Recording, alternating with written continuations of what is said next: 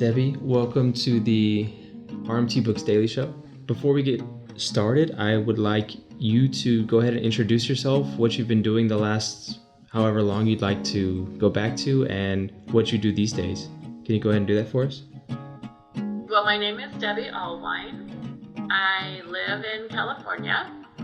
I just retired recently on July 2nd from working for Child Protective Services for 15 years, where I was a social worker and also a supervisor of the clerical legal team. I'm enjoying life tremendously now, and after having done all that time there. I own my own home. I take care of everything on my own.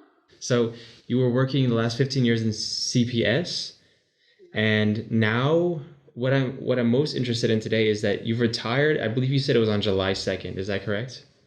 Correct. Right. So, you get into retirement, and I'm only 32 years old, so I can't really comprehend things like this, but I would like you just to comment really quick on what was the difference between working after all those years and then suddenly jumping into retirement. Did you see any difference there, or how do you feel the difference was? So, interestingly enough, I wasn't sure what to expect, and I'm a person who needs to be busy and have a schedule and routine. So, one thing I do quite often, well, let me go back. So every day when I get up, I start my day by making my bed, doing a couple little things in the kitchen to clean up to make sure everything's okay. Then I head out on a 2 or 3 mile walk with my dog, come back and take care of my yard in the front to make sure everything looks good. So I have myself in kind of a routine. The other thing is that I have a trailer with my boyfriend, and we've done a lot of traveling. And so far, just since I've retired, we've gone to Oregon twice. We went to this beautiful place called Silver Falls. It has 10 waterfalls. We hiked around. We just got back from Montana. So I'm staying really busy. I also have 3 daughters in the area and a grandson, and my mother, who I am the only child out of 7 that's here. So I do a lot of activities with her. So I think that keeping busy, I know a couple of my friends retired and they didn't have anything planned, and they just don't have a routine and they're bored. I'm not bored at all. I can imagine that. And one thing, you mentioned this, I didn't hear this in our prep call, but you make your bed every morning, because I do the same exact thing. Like, I can't start my day without making my bed.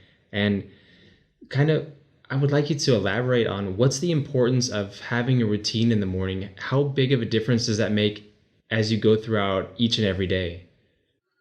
Well, I don't know what the guy's name is, I forget. It's a general that's retired, I think, in the military, and he has a talk about making your bed in the morning and how that starts off the day. And I'm a person who likes organization, so for me, keeping organized keeps me on task. So I think by getting up and just starting off with a routine, getting your stuff done, making sure your space is, well, for me, my space is really important to me. I have a lot of pride in my ownership of my home, how I do my house. For example, recently I'm starting a project where I'm going to finish my bathroom cabinet for the 3rd time, because I've done it over the last 35 years. I've lived here 35 years. So I just think, having a routine, I see people who don't, they just flounder. They don't have any set schedule, and they just get up and they don't have any purpose, really, I think is what it is. So kind of waking up and establishing in the morning your purpose, or doing things with a purpose in the morning is really important for you. Correct. Okay. All right. So I've known you for a long time, and what I really admired about you most was you seem to have this drive, determination, motivation that you find in very few people. And what I mean by that is you set a goal for yourself, and there's really nothing that's going to stand in your way. Can you speak on that? And do you know, is that genetics, or is that just something that you were, where do you get this kind of motivation from? Well, it's funny you say that, Ricky, because, for example, I have three daughters. 2 of them are adopted. When I was trying to adopt, people kept saying to me, "You'll never get a child." And I thought, oh, watch me. And I just told everyone. I did a resume. I would stop people in the grocery store, anybody that I could get to talk to me. I also believe in fate. So a couple situations came up where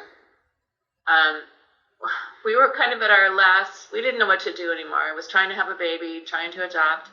And this one lady, we found somebody in Clovis outside of Fresno who did adoptions. I remember saying, I need to send her a letter. And my husband at the time said, I think we've already done enough. And I said, no, I don't think we have, because I felt like I need to send a letter. And that's how I got my first daughter. So I think that just being focused on what you want and just not letting people get in your way is a huge deal. It makes a big difference if you don't let people tell you you can't. For me, when somebody says you can't, I think, oh, really? Okay, so watch me. The other thing about that is that having 3 children genetically completely different, I believe that genetics plays a bigger role than environment. I just do. I think my kids came out certain ways, and they're still that way. So I believe genetics plays a bigger role than environment. Because I also have seen in CPS where many children are abused in homes, and you'll have 3 children in one home, and 2 are just failing, and the other one's just soaring because they're their own input, their own innate self that gets them where they want to be. Wow. Fantastic answer. That's great to hear. So it's like genetically you kind of set into motion that when you have a goal or when you have your mind set up on something, you're just going to go straight for it. And I think really one big thing I heard from your answer was that just staying focused on that one thing that it is you want to accomplish, and you never stop going for it, no matter what people tell you or anything of that nature. It motivates me more when they say I can't do it. It's kind of interesting. I remember as a child, and people have told me that, I've always been very curious and kind of nosy. Like I go to people's houses and open their drawers to see what they had. It's just been my personality always. And my best friend's been here from Washington. We went to my mother's house, and she said something to my mom about, well, because she was watching my dog for me while we were on vacation. And she said, well, does Star sit on your lap when you sit down? My mom said, I don't sit down. My mom's 89. That's incredible. That's innate. Like I'm like my mom, you know. Mm-hmm. I have that drive. Incredible. All right, Debbie. Well, thank you so much for sharing with us today. I really appreciate it. Really appreciate your time. I'm happy to do it. I really enjoyed talking with you, Ricky. It's nice to connect with you again. Yes, of course. All right. Thank you.